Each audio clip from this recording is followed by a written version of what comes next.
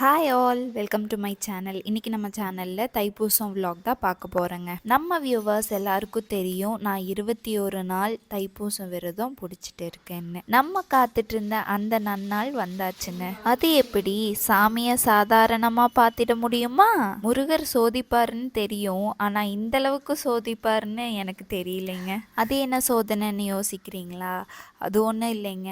சீக்கிரமாக எந்திரிச்சிடலான்னு அலாரம் வச்சுட்டு படுத்திருந்தேன். காலையில் பார்த்தா அலாரம் அடிக்கல. ஃபோன் ஓப்பன் பண்ணி பார்த்தா அலாரம் மிஸ்ட்னு ஒரு நோட்டிஃபிகேஷன் வந்திருந்துச்சு. இதை ரிசர்ச் பண்ணிட்டு இருந்தோன்னா வேலையாகாதுன்னு சொல்லிட்டு மார்னிங் 6 o'clock போல் எந்திரிச்சிருந்தேங்க. சரி, சோதனையை தாண்டி சாதனை பண்ண போகிறோன்னு வீராப்பா நானும் குளிக்க கிளம்புனேங்க. பார்த்தா அடுத்த சோதனை ஆன் த வேல இருந்திருக்குன்னு தெரியாமல் போயிருச்சு.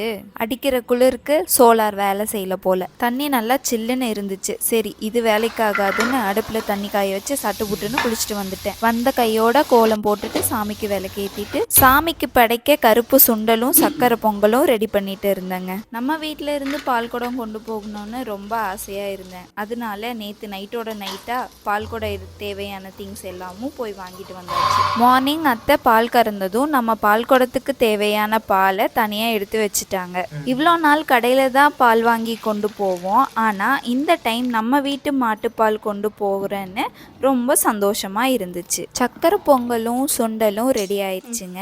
சாமிக்கு போய் செஞ்ச சக்கரை பொங்கலையும் சுண்டலையும் படைச்சிட்டு இங்கே ஒரு ஆள் வெடிஞ்சதும் வெடியாததுமா லேப்டாப்பும் கையுமா உட்காந்துட்டு இருக்காரு. வரதுக்கு லேட் ஆகும், கொஞ்சம் வேலை இருக்கு, முடிச்சிடலான்னு பார்த்தேன் அப்படின்னாரு. வந்துச்சு பாருங்க கோபம். வந்து பண்ணிக்கலாம், இப்போ போய் கிளம்புங்கன்னு அனுப்பிச்சி வச்சுட்டு நான் போய் பூஜை பொருள் எல்லாம் பேக் பண்ணி வச்சுட்டு இருந்தேங்க. அவர் வந்ததும் கோவிலுக்கு கிளம்பியாச்சு. என்னால் அவ்வளோ தூரம் நடக்க முடியாதுங்கிறனால கொஞ்சம் தூரம் வண்டியில் போயிட்டு பாதியில் இருந்து நடக்க ஸ்டார்ட் பண்ணிட்டேங்க. நாங்கள் போகும்போது அவ்வளோ கூட்டம் இல்லைங்க, ஆனால் போக போக கூட்டம் ஜாஸ்தி ஆயிடுச்சு. நாங்கள் போன டைம்னு பார்த்து சாமிக்கு அலங்காரம் பூஜை பண்ணிட்டு இருந்தாங்க.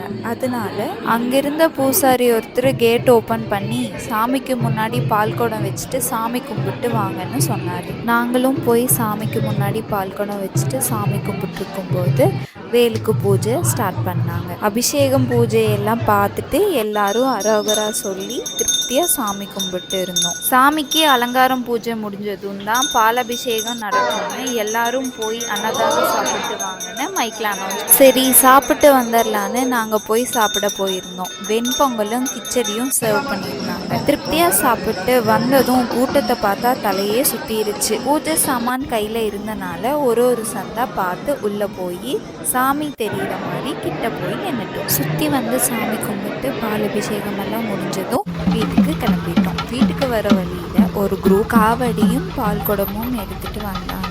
கொஞ்ச நேரம் பார்த்துட்டு வீட்டுக்கு வந்துட்டோம். உங்களுக்கு தைப்பூச நாள் எப்படி போச்சுன்னு கமெண்ட் பண்ணுங்கள். இந்த வீடியோ உங்களுக்கு பிடிச்சிருந்துச்சுன்னா லைக், ஷேர் அண்ட் சப்ஸ்கிரைப் பண்ணுங்கள். இதே மாதிரி வேற ஒரு இன்ட்ரெஸ்டிங்கான வீடியோவோட சந்திக்கலாம். Tata, bye bye.